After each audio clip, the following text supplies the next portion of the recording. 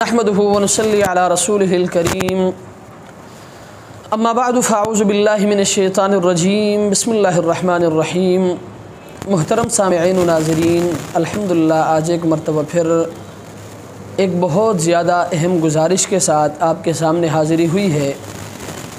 وہ گزارش یہ ہے کہ کئی دنوں سے میں سوشل میڈیا میں دیکھ رہا ہوں کہ بہت سارے ساتھی سوشل میڈیا میں آ کر علماء کی توہین کرتے ہیں، چاہے وہ سیاسی اعتبار سے ہو یا مذہبی اعتبار سے ہو یا کسی بھی اعتبار سے ہو، علماء کی توہین کرتے ہیں۔ کوئی ان کی کارٹون بناتے ہیں، کوئی کیا کرتے ہیں، کوئی کیا کرتے ہیں۔ مختصراً یہ ہے کہ محترم سامعین و ناظرین یاد رکھے، یہ میرے لیے اور آپ کے لیے بہت زیادہ خسارے کی بات ہے۔ علماء کا اللہ تبارک و تعالیٰ کے ہاں بہت بڑا مقام ہے۔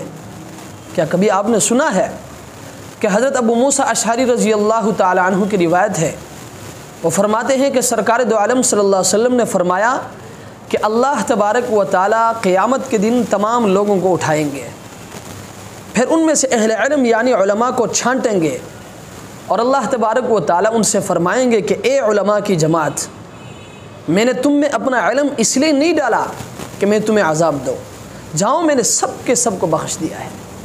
ان لوگوں کا اللہ کے ہاں بہت بڑا مقام ہے، ان کی قدر کرو، ان کی مجلسوں میں بیٹھا کرو، ان سے سیکھنے کی کوشش کرو۔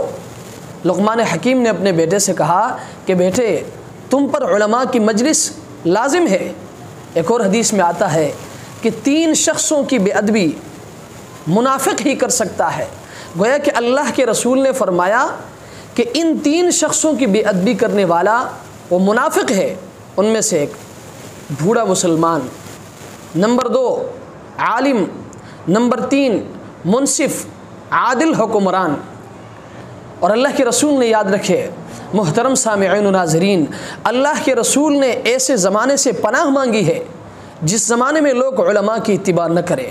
اللہ کے رسول نے فرمایا یا اللہ مجھے وہ زمانہ نہ ملے جس میں لوگ اہل علم کی اتباع نہ کرے، اہل علم کی اتباع کو چھوڑ کر وہ جاہلوں کی اتباع کرے، لوگ اہل علم کی باتوں کو نہ مانے، وہ جاہلوں کی بات مانے، لوگ علماء کے پیچھے نہ چلے بلکہ جاہلوں کے پیچھے چلے۔